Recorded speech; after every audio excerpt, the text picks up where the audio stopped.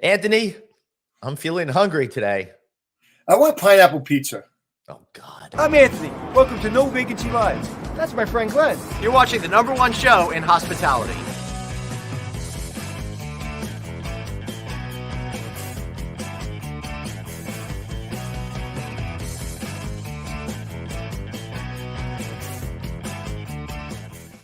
Hey, everybody, welcome to the one and only No Vacancy Live. Of course, I'm Glenn Houseman. That's the incredible Anthony Melchiori. Anthony, how are you doing today? I'm kidding. I never had pineapple pizza, and I don't Okay. Good, because I was looking at divorce attorneys between us after that. So I'm glad that worked out. How are you, my friend? What's that? I'm sorry. How are you? I'm doing really well today, man. I got to tell you, I'm excited because good news. You remember last week when we were in Las Vegas, we got to interview our friend Tony Yusfi. He's of course the top sales individual for all group sales and leisure at the incredible Venetian Palazzo. It was just announced that they're giving every single employee in that building a $1,500 bonus for the holidays. How awesome! Oh, wow. Yep. No matter how long you've worked there, no matter what your title, $1,500. I thought that was pretty. That's pretty. Everybody can buy Christmas, holiday presents, and yep. And listen, Vegas is doing extremely well. They're doing numbers, and everybody's beating their budgets by a tremendous amount. So, listen, who makes all that happen? You think the employees. Me, because I saw how much I spent on individual cocktails last week, so I feel like I'm making it happen for all of Las Vegas's bottom line. And I'm your truth. No, you're not. So no. No, I'm just kidding. But I do want to say, I want to thank, we have a brand new sponsor that's joining us once a week. And I'm talking about Avgo. Anthony, this is coincidentally one of the coolest products that we've seen this year that we were most excited about. And for all of you listening in, of course, I'm talking about check-in kiosks, but Avgo's got a little twist to it, right, Anthony? They've got a human being that you can see, and it really helps boost that customer service while relieving the issues you might be having with labor at the individual property. Yeah, it's very interesting, and this could really be a game changer. Yeah, I agree. Complete game changer. Check out Avgo. That's AAVGO.com, Avgo.com. They've got a lot of other products that are part of this suite as well, but we'll get into that at a later date. But right now, I want to leave you all with the message that this is a great opportunity to keep that customer service alive while also relieving your problems that you may be having at the property level, getting that labor. Again, that's Avgo, AAVGO.com. Can't recommend them more. All right, Anthony, I'm excited today because I'm hungry. I love a good food. And one of the things that we like to do is every once in a while, beyond hotels, we like to talk about other elements of hospitality, right? We've had on CEOs of cruise companies. We've had on other elements of it, travel, tourism companies, all of that kind of stuff. And today we're going to focus on a restaurant brand, right? Absolutely. And my favorite type of restaurant. Yeah, and we are talking pizza. We got Erik Frederick, CEO of Uno Restaurants. You might know them as Pizzeria Uno, a brand that I grew up with, now making a lot of changes in hospitality. Erik, great to see you, my friend. Hey, good to see you guys. Thanks for having me on.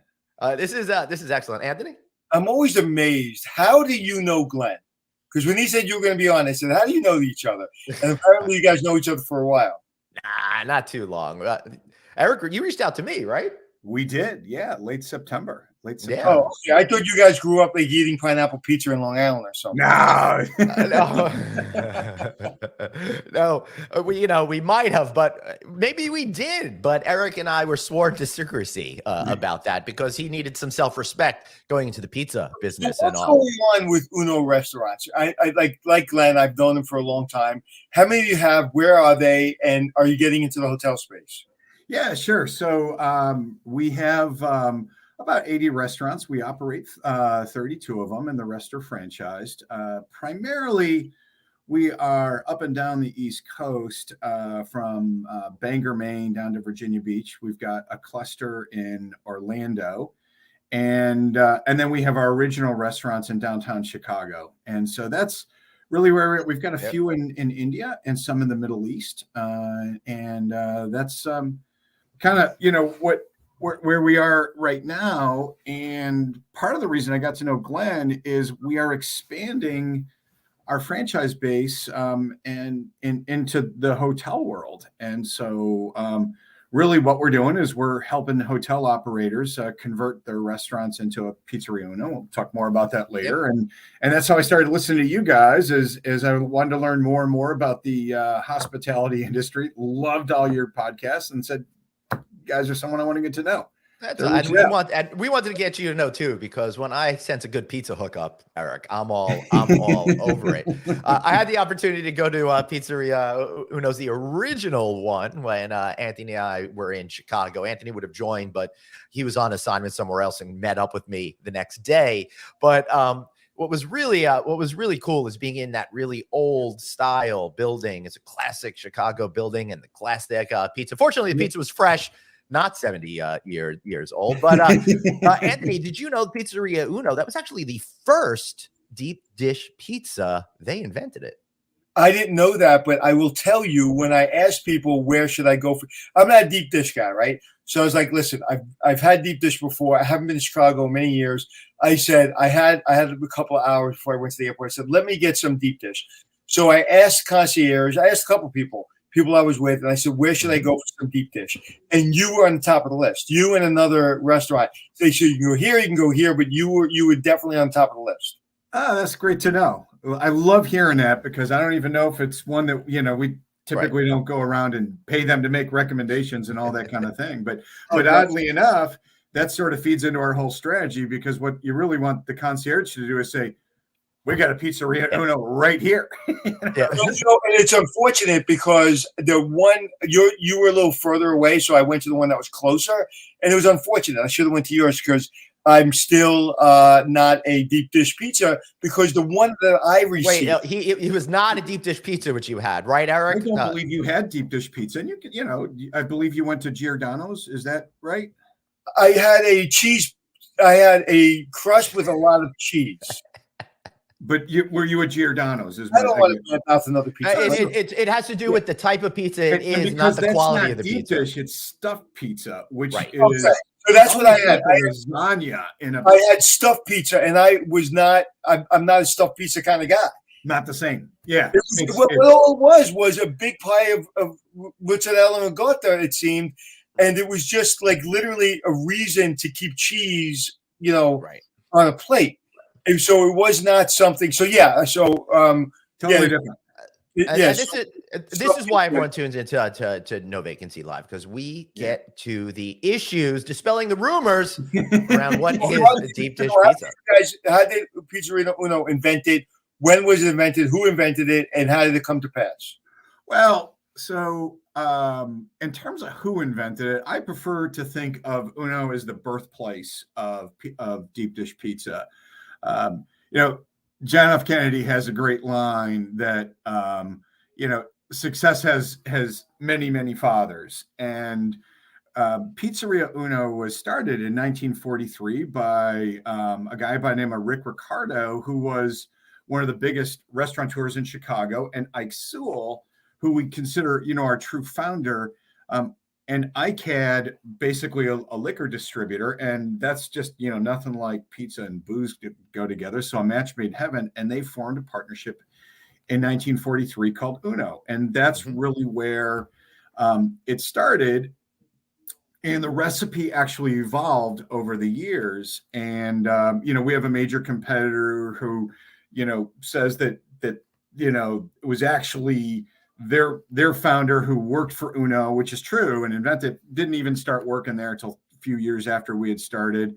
But also there was one of the biggest things that happened is there was a woman named Alice May Redmond who gets very little credit and should, and her family was from the South, and her mother was just known for her amazing biscuit recipe. And so she brought that element to our crust. So what makes that's why it's so crispy yet flaky at the same time. Exactly. And that was in the late 60s. And then she got snagged by another one of our competitors. And it's one of the reasons I like to say we're the birthplace of Yeah, as soon as you answered it that way, I didn't want to cut you off, but I was going to say that seems like a legal response. A legal response. Meaning that there's like you don't want to have anybody sue you for saying you founded it. Oh God, no! It's the opposite. No, it's because so many things emanated from it. There's all these different pizza, deep dish pizza places that, that they poached her, and then that led to her going to Gino's East, and then people left Gino's East and started their own deep dish, and really created a trend, an iconic food category. Exactly. Yeah, I'm more proud of that than we're the ones that came up with the original recipe, because there's lots of recipes out there. Well, I have to try yours because I am a very, very thin crusted, burnt, well done pizza guy. So anytime I see something that's over, that's a little bit thicker, I get a little nervous. Since we're playing Mythbusters, when Chicago pizza is not just deep dish. In fact, there's we also serve a terrific thin crust, but it's a Chicago style crust that, in sort of pizza nomenclature, it's called tavern style.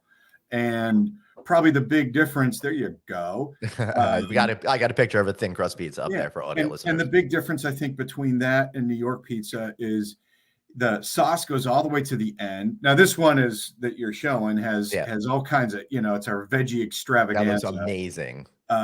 But the sauce goes all the way to the end. It's a little bit sweeter. Chicago style is cut in squares because it's tavern style and was designed, frankly, to get you to be able to eat at the bar and order more beer. Spicy Hawaiian.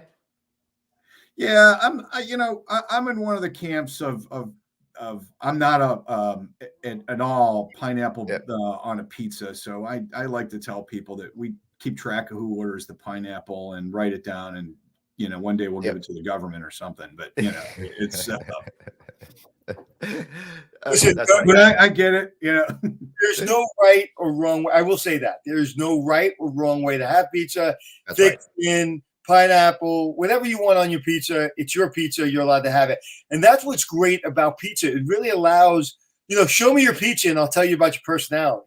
So, joking aside, about pineapple, that's exactly right. It is, I like to kind of joke. Our market research tells us that pretty much everyone loves pizza. And, I've had pizza in India, and it's flavors that you would expect to find in India. That's awesome. And, and one day, if we were ever in Japan, I'm sure there would be some sort of fish thing going with it. And I had a sushi pizza. And what's probably different, what's a bigger part about Chicago style pizza is a lot more importance is on the crust. Right. And so ultimately the crust becomes a delivery system for everything else that goes into it. And but yeah. And that's why pizza is so great. It's a delivery system. You just said it. It's because at some point, and a lot of times people like so much stuff on pizza. What I don't understand, I don't salt or put pepper on my food. I don't put garlic on my food. However someone intended me to eat it, I eat it. I never salt or pepper my food. When I go to a restaurant or Italian restaurant, a pizza place, and I see someone take a great slice of pizza and take garlic and literally pour a gallon of garlic on it, then put pepper, then put hot pepper. I was like, what's the point? Because you don't taste the pizza anymore. Yeah. Yeah, garlic powder is yummy. Are you that guy, Glenn? Are you that guy? I thought that you weren't going to share that. I know I did it once. I was doing it on purpose. The top fell off, but no, I don't remember. Did you really do that? I don't remember. No. I mean, I do like a little bit of the spices on it, but not a little bit, not a lot. But that's all food for me. I don't like spicing anything up. That's a shame. I like spicy, but Eric, what is the state right now, as you see it, of the hospitality industry's food service side of the business in the category that you sit in, which is, casual dining, but with, waitress service and bars and all of that? Yeah, sure. So, I mean, it's been a heck of a ride. I came into this role in April of 2020.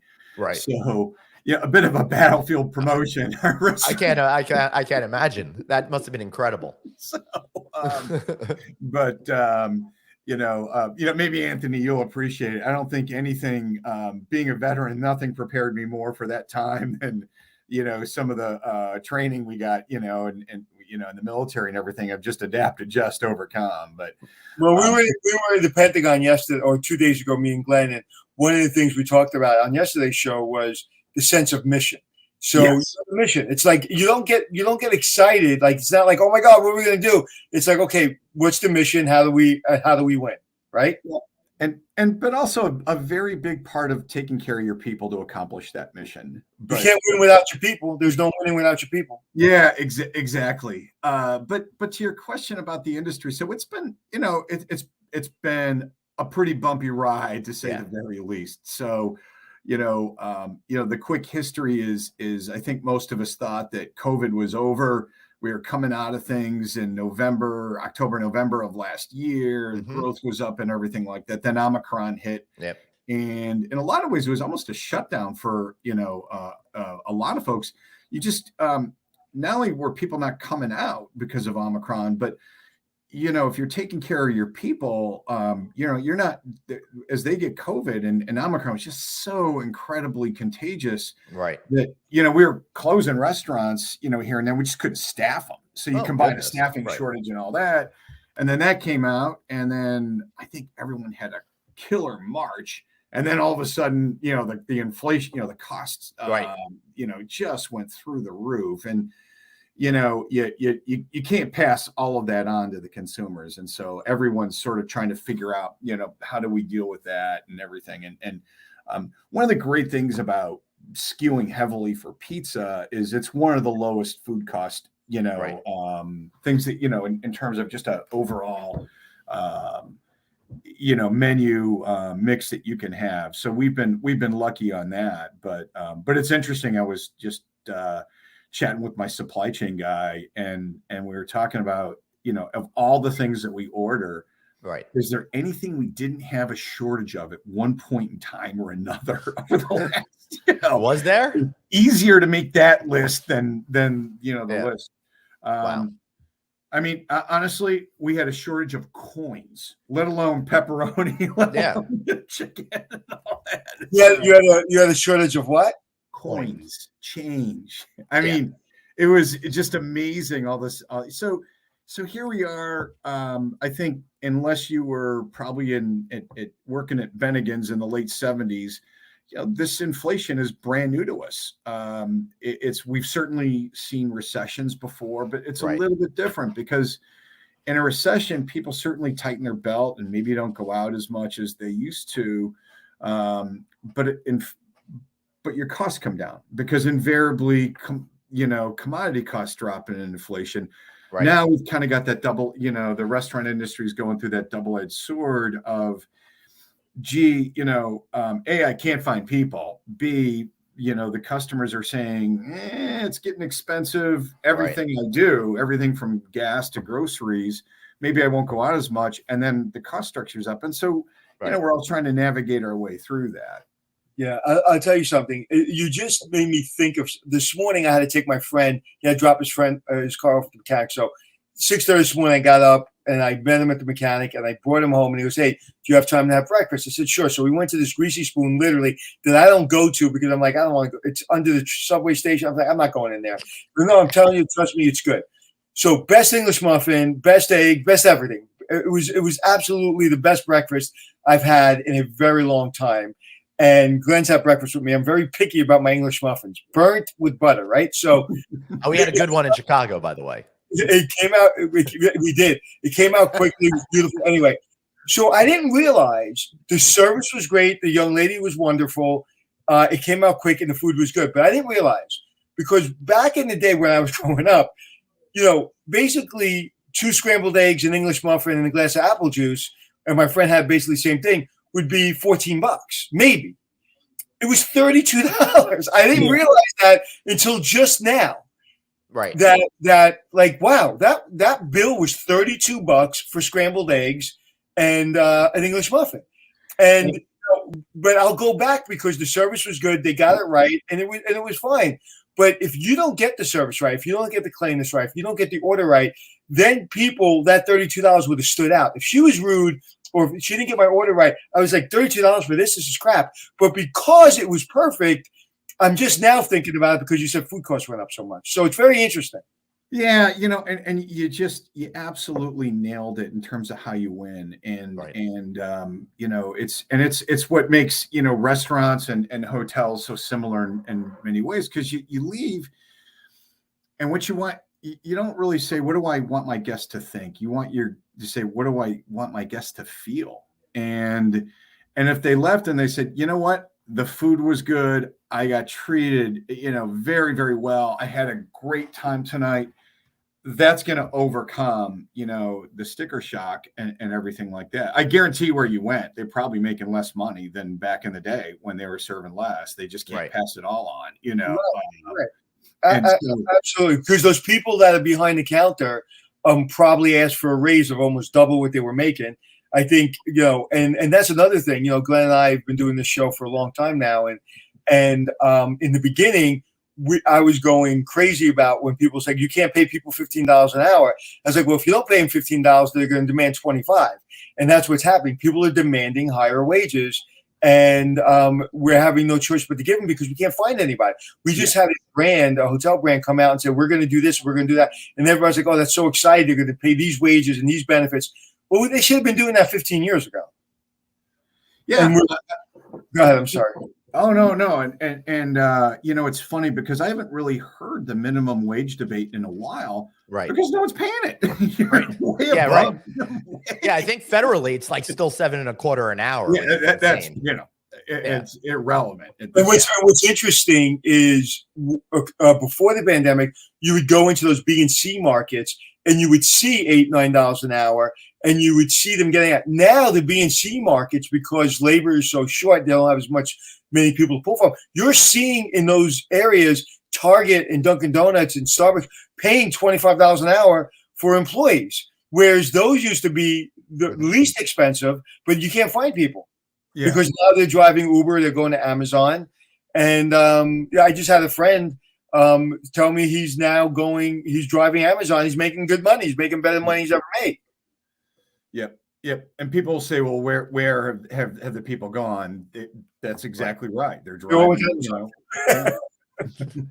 Speaking about where the people are going, they do go to your place at Pizzeria Uno's, but they're going for more than the pizza. And the reason why I'm making this transition is I'm really curious as to where you're seeing the trends right now. You've got the different types of pizzas, all the apps that you guys could think of, burgers, sandwiches, salads, pastas, steaks, seafood, soups, all of that kind of stuff. What are the categories that you think people are going closest to right now, and why? Alcohol. Yeah, of course. And of course, they've got a whole list of cocktails, beverages, beer, and wine. Yeah, sure. So,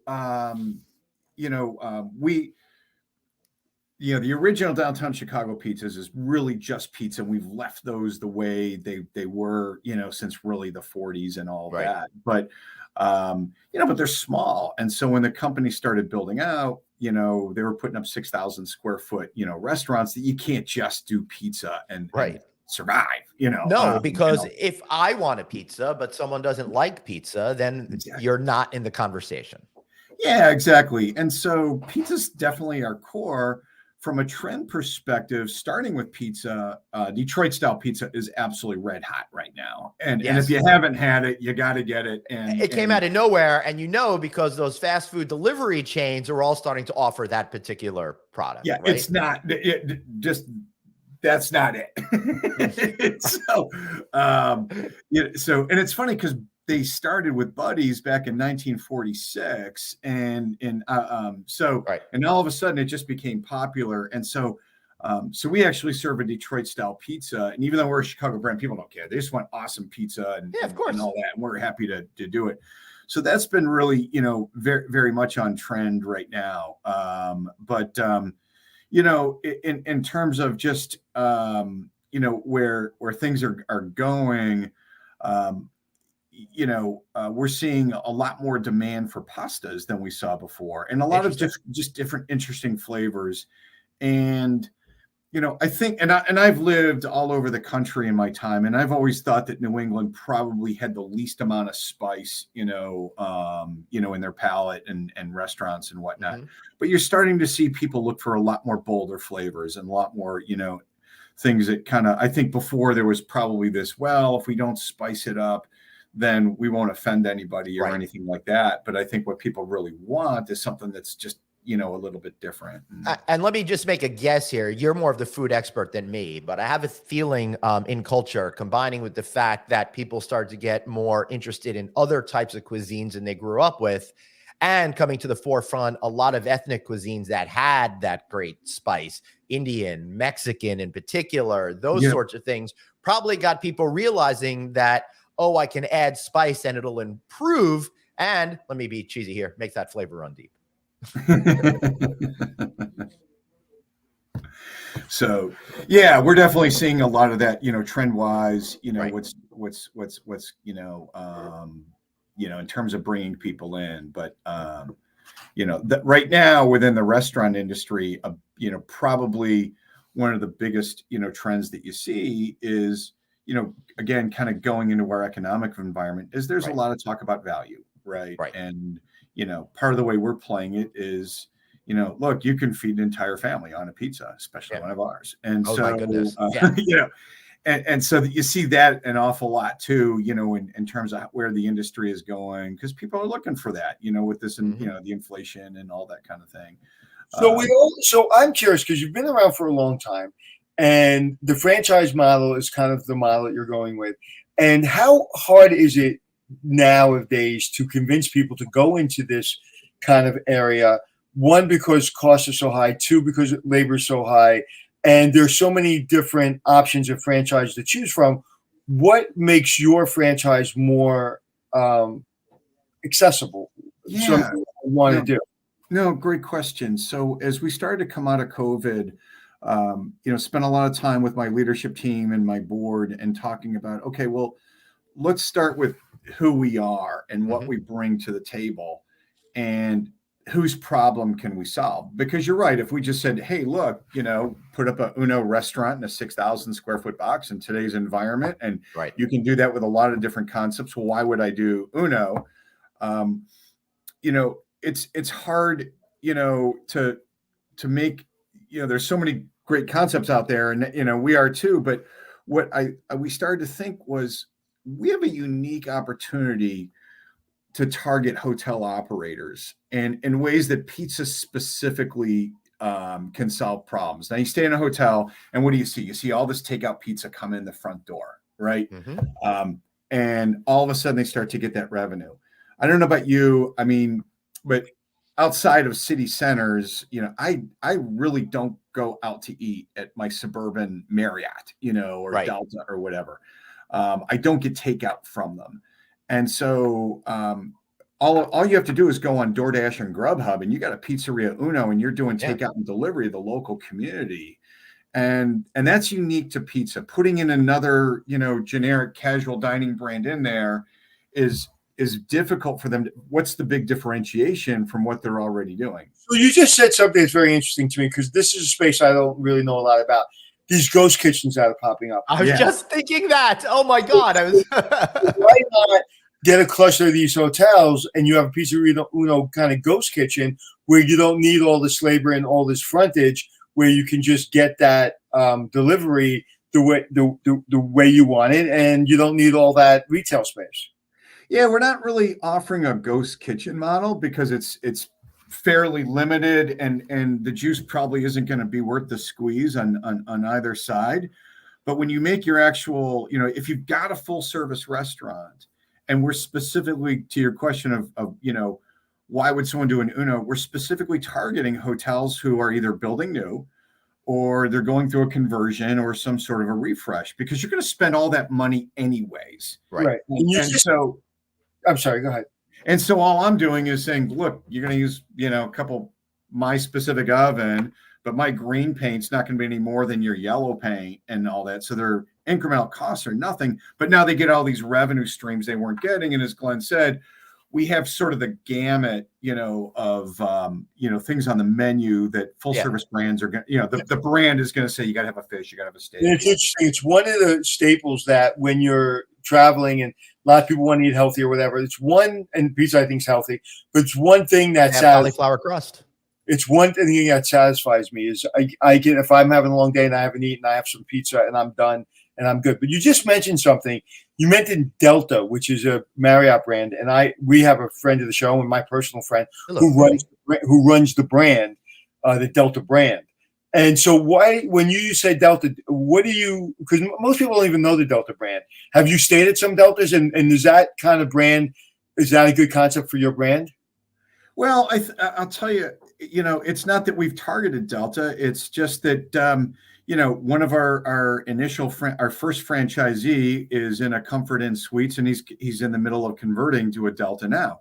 So in that part of that conversion process, we didn't pick Delta, we picked him, and then our third one that opened happened to be in a Delta out in Novi, Michigan, and and that worked out. That's sort of like I think sort of the kind of place where we think we're going to do the best. We know we're probably not in the St. Regis, but we're also not in the economy either. So don't say not in the St. Regis. The St. Regis in New York City had Katz's deli sandwich on their menu. So that's awesome. But it's just in terms of like, as we grow where we're going, we think that that's an interesting, sort of space for us. But look, here's the thing. So I'll tell you, so everybody eats pizza. I don't care, if you're, a college kid with absolutely no money. And just a quick story about our brand. I'm just thinking about when I was in my early 20s living on the Upper East Side. Sometimes I'd be so broke, I'd get together my change and I knew I could go get a slice, Yeah. So, on the other hand, so I don't know if you know Ari Emanuel, but runs one of the so Ari got he was married in Saint-Tropez this last May, and we catered the after party. Are you serious? We flew a team over there. We brought some things. He's probably the most powerful person in show business, and he, just so you know, Glenn, he owns the UFC as well. UFC, right? Yeah, absolutely. Yeah. So we did. We had. So he and his brother Ram are Chicago. I was about to say, isn't his brother Ram from Chicago, who was in the Obama administration, and then went on to be mayor of Chicago? Yeah. Right. Yeah. And it's sort of, legend has it their parents had a date there and carved their initials into our walls back in the day. That's cool. And so, and so one of the things I love about this brand is how many people come up to me and say, my family went there every Sunday. I had my first date there, all those kind of things. And so there's a heritage part about it that, goes deeper than, just coming up with, the Acme Pizza Company or some name that, got branded, but sort of, back to your, getting off a little bit, sorry about that. But, when we look at places and why they would want to franchise, with us, we think that we provide something unique to hotels that other brands really can't do. And if they do, fine, because there's a lot of hotels out there and we've got 80 restaurants right now and 80 more. And that's a pretty good day for a lot of people. Hey, listen, what you were just talking about right now is that idea of brand equity. In the first conversation we had offline together, I mentioned the affinity I had for Pizzeria Uno's when I was growing up here on Long Island back in the day. And you didn't join the company till relatively recently, so this has nothing to do with you. They seem to have been everywhere, and then they kind of contracted and all that. But I was left with really good feelings about it. So I think a lot of folks are already predestined to want to go there if they see that shingle at the hotel. Yeah. The good news is we have a national brand that people know, across the country. And in fact, like I said, we're in India and the Middle East and are just crushing it over there. But So I think, the company probably got a little bit of, from its roots, but what's interesting, and I don't want to put words in your mouth, is you can put pizza in my mouth. Yeah, is we do serve great pizza, but when people look back to that, Yeah. they're describing the experience, right? They're and it's so Right. much a part of it. And so while I talk a little bit about, well, why do we think we're good for hospitality? The other reason why we think hospitality is good for, for hotels are good for Uno is they fundamentally get hospitality. Right. I mean, there's people there who invest in franchises, and I'm not busting on anybody, but if you own 20 Meineke brake shops and you want to get into restaurant, you're probably not going to Pizza have there is the terrible, by sense the of way, at Meineke. hospitality the way a hotel owner operator will. Right. Yeah. So, Yeah. Absolutely. Listen, and you have a built-in customer, so it makes perfect sense to kind of go after that market. But what happens, but just one of the things this show does is it teaches, and we're a business show sometimes where there's at least a few minutes or a few items that people can take away for their business or for when they're going to grow. Because we've all seen those kids, like we're all about the same age, and I'm just going to take this and I'm going to run with it, and then all of a sudden they start getting hit in the head. So what happens when you first started and then you started franchising and we saw it everywhere, and then like Glenn said, it contracted? Where did the chain get into trouble or the franchisees get into trouble, and what are you doing to prevent that from happening if it happened? Yeah, sure. So and I hate a little bit to play Monday morning quarterback on people who made decisions before I was here. God knows in 10 years, look back and see but I think they strayed away from the core of who we are in terms of pizza and feeling like a pizza joint. So R.A. Kroc, if you will, is a guy by the name of Aaron Spencer. He's 91 years old. He's a mentor of mine today. One of the promises he made, Ike Sewell, our original founder, was he would never change what the magic of downtown Chicago. And when he stepped down as CEO, I think some of the CEOs afterwards changed not just the menu, but one of the big things Aaron said to me when I took over as CEO is he said, never forget, we're the family room, not the formal dining room. Right. And that's what makes it feel like a pizza joint, a place you want to hang. And I think, sort of before 2010, they literally had, this idea that they were going to go a little bit more upscale. They put their waiters in white shirts and ties, had linen napkins and things like that. And I think our existing customer base is that's not why I come to Uno. I go to restaurants like this, but it's not why I go to Uno. Right. And look, we trade, we poach employees in from other brands and whatnot, but we tend not to do it from very high-end places, and they tend not to. It's just there's a cultural thing. Culture eats strategy for lunch. So when I came in, I'm a huge fan of Howard Schultz, and if you remember, when he came back the second time to be CEO, one of the things he did is he closed his restaurants for a day, and all they did was make coffee. And so one of the first things that we did here, we're not even open, right? And, for sit-down restaurant, is my head of ops and I got together and created the perfect pizza program. And we just went through all the steps, and it led to, hey, I'm going to need a little bit of investment on this kind of machinery or this kind of thing that's going to help us make the pizza better. We're going to have to do this, that, and, change processes. And we really focused on getting that quality right, time in and time, and that's a big part of it is staying there. How do I keep it? How do I keep it there? Well, it's not just the pizza. It goes back to being that sort of family room thing. And that is all about culture. One of the let me stop you right there, because you did say the coolest line I've heard in a while: culture eats strategy for lunch. That's so cool. Please continue. So, and really, a lot of people said, oh my God, you took over as CEO of a chain restaurant in April of 2020. How hard is that? But I had a tailwind that you couldn't believe. I mean, our associates, our employees out in the restaurants, they have so much passion for this brand. We've got people who've been with us for 40 years in our downtown Chicago, restaurants. We've got people in a lot of our general managers have been there for 10, 15 years. My head of franchising has been with us for almost 40 years. These guys bleed, Uno. So when you've got that kind of passion, you're going to figure it out. And so, we talked about pay earlier. One of the fun things we did is during COVID, nobody could, not like they couldn't travel, but a lot of our general managers were picking up the phone, taking the order, making the pizza, and running out to the car.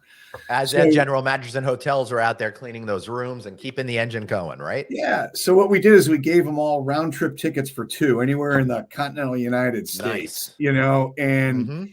And they could go see family. They could have an experience that they could bring back. And I go to restaurants and I'll bus tables. I love bussing tables. And you try and say, look, we're all in this together. And I think, and again, it just goes to that you really have to have that coming through something like that yin and yang of focus on the mission and really taking great care of your people. And when you build that relationship, whether it be a brand or whatever relationship that is, you feel more comfortable in going to that person if there's a problem with the pizza, if there's a problem in the restaurant. You feel comfortable. I had a situation where we go to this diner every year. Black Friday, I take my kids and my nephews and nieces out, just me and them, and we go to this diner every year. And we're comfortable there. It feels like family. But we had a problem where they ordered French fries instead of hash browns, my nieces and nephews, and they brought hash browns instead. So we said, well, no problem. Here's the we just need our French fries. They took the plates in front of us and literally scraped the hash browns off into a different plate and brought it into the kitchen. And I was like, why did you just bring the French fries? He's like, no.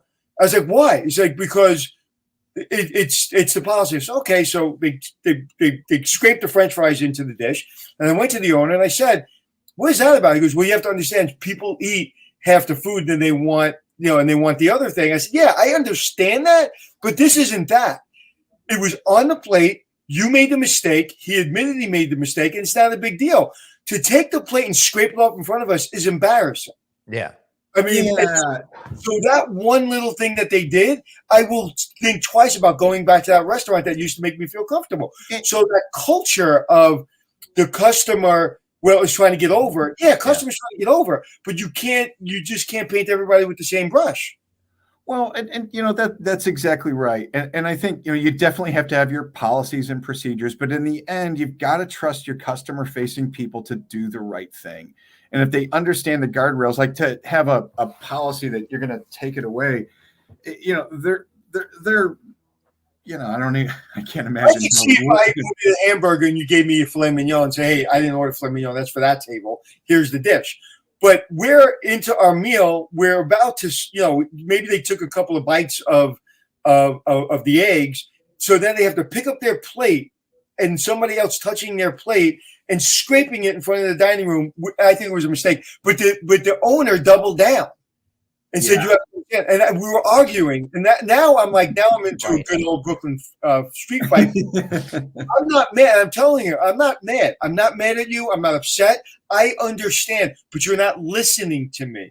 So I'm not going to leave until you listen to me because I'm trying to help your business. That was a mistake. I understand the policy you're explaining to me, but it's not the same policy. Anyway, so that level of culture and trust in your employees is critical. Yeah.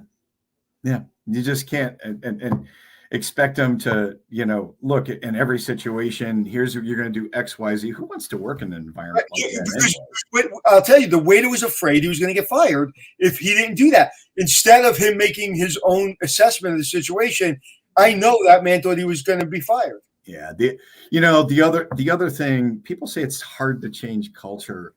And I had a mentor who said, actually, there's some things you can do and is you really put in a no jerk rule, right? Mm-hmm. And you'd be surprised how just a couple of jerks here and there can really poison an entire culture. And it's funny because they tend to be people who, have been around for, and make more money or whatever. And they leave and all of a sudden it's now a fun place to work and everything gets better and actually profits get better and all that. So it's 100%.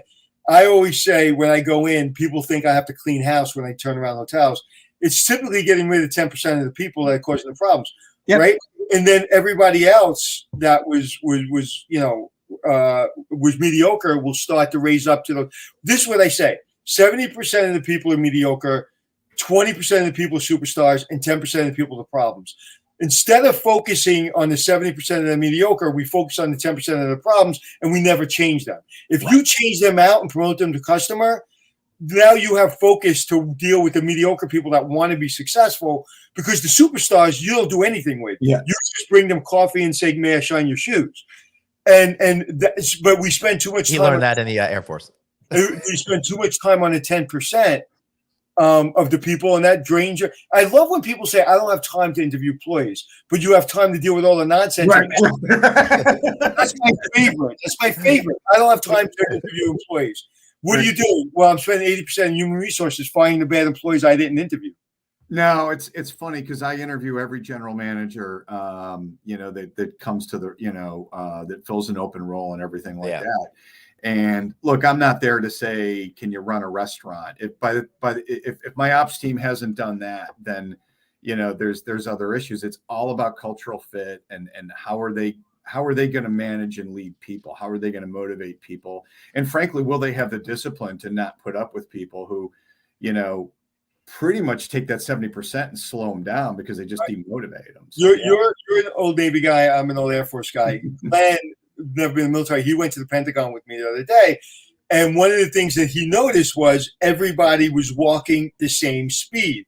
Everybody had a mission. There wasn't a mediocre person surrounding us. I mean, we were in the office of the Chief Master Sergeant of the Air Force, and there's maybe 5 or 6 people in the offices, and every one, you can tell, was a superstar waiting for a mission.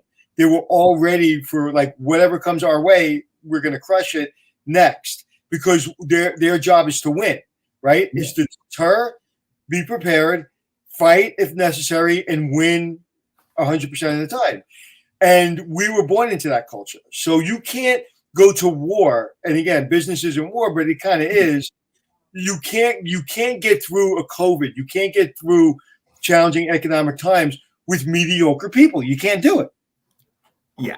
And that's exactly right. But you also need that, again, that culture where you've got people who are just so focused, especially in hospitality, of, hey, we're short-staffed, and that might mean I can't get to you as quick as I can, but when I do, I'm going to have a smile on my face, and I'm going to absolutely take care of you, and to your point, not scrape the hash browns off the plate. How many times have we been in a restaurant and you see a waiter just pass you? Or you've been in a restaurant where a waiter you see is busy and say, "Oh, I'm sorry, I'll be with you in just a minute." That minute could go to 10 minutes, and it made all the difference for me because they acknowledge my existence. Exactly. So people make their mistake. Like if you're in the front desk line and there's 20 people, and the front desk clerk looks up and said, "Ladies and gentlemen, I'm sorry. We're a little short-staffed today, but I'm going to get to every single person. I apologize," right? Yep. It's like a good doctor. You wait in the waiting room because when you get in there, he's going to give you the time of day. Yep. So that, to me, is the culture. And again, you can't really train that. I mean, that's trained in the home. That's trained. And again, you can kind of say, you push this button, you push that button. And you can say, if you're busy, please tell the young lady or the gentleman that you'll be right with them. You can train that. But if it's not innate, they're just going to, especially now with everybody being on the internet, they're going to avoid having to interact with the customer if they can. But you know what though? I think you can train it, but you can absolutely poison the well. But I'll take the other side.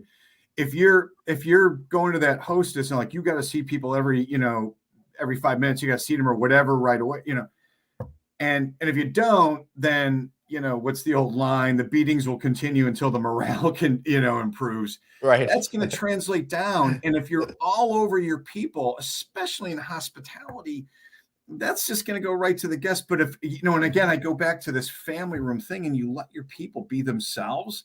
Think about it.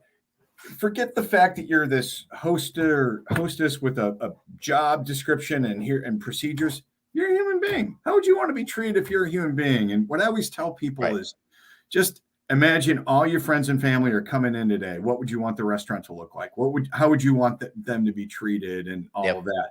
And if you just start with that, then really good things are going to happen. And I agree with you. You can train some of those things, but you've seen it. I've seen it. We've all seen it. you train it, and then you put mediocre people around them. So you start seeing this person's not doing, this person's not doing, and the manager's allowing that. When you see everybody doing it and everybody's on point, everybody's helping each other, and something spills, I got it. Oh, can you go do that table? They're not worried about the tip. I'll do it. But they have to be like-minded. You can't put superstars, mediocre people, and bad people together. Right. You have to eventually get everybody to the same point. And then those mediocre people just kind of select themselves out because they're like, I can't deal with this level of intensity. Yep. Yeah. Beautiful. I think we're about out of time, gentlemen. But Erik, I've got to give you the final word. Anything that you want to share before we officially wrap up? No, listen, I really appreciate you guys, having me on the show here. I've been listening for a long time now, and just as we get into, we've got a long pipeline of restaurant operators who want to have an Uno in their restaurant. We're helping to make a lot of money, and as you guys know, hotel operators are hotel operators first, and oftentimes restaurateurs second. And being part of our franchise operation, I think, gives a lot of people that kind of helping, that hand and making their operations run. So, it's really been a great ride, and we just absolutely have loved being, the partnership we're having with hotel operators. It just feels like a natural coming from the other side from restaurant. Yeah, well, I will tell you this. I think hoteliers have been beaten to submission and not wanting to be in the restaurant business. When I was first coming up in this industry, people would come to me and say, what do you think about us operating our own restaurant? And I'd be like, that's like trying to change a tire while you're racing a car. Yeah. Good luck with that. Because a restaurant, I could run 1,000-room hotel, and it will take up less of my energy and less of my headspace than a 100-seat restaurant. Yeah. It's a lot of energy. And if you don't have experts running your restaurants, you're going to spend a lot of money not making money. If you have experts, you're going to spend a lot of money making money. There you go. That's why a lot of people watching the show right now have invested in hotel franchises. It's the same thing. So whether or not you're looking for a hotel conversion, full service, or a takeout and delivery concept, good folks over at Uno Franchise can help you. That's unofranchise.com. Erik, thanks so much for being here. Thanks, guys. I appreciate it. Hang out backstage. We'll just wrap up and say goodbye to you officially afterwards. Thanks a lot. Thank you, sir. That was a lot of fun. And Anthony, before we leave today, I just want to say it's the end of an era. Yesterday, the final ever 747 came off the Boeing assembly line. Without the 747, who knows if either of us would be here today, because it was really the birth of modern travel. Is that really? It's I didn't know that. See, I learned a lot of stuff on this show. Yeah. And if you want to learn a lot on this show, well, why not download the audio versions? If you're watching us now, listen on Apple Podcasts, iHeartRadio, Stitcher, SoundCloud, wherever you get your shows, we are. And if you're listening to us right now, hey, give us a shot. Watching us on video, why not? Watch us on Facebook, LinkedIn, NoVacancyNews.com, and of course, YouTube. All right, Anthony. We'll see everybody next week. And remember, until then, you've got one life, so blaze on and be kind to yourself.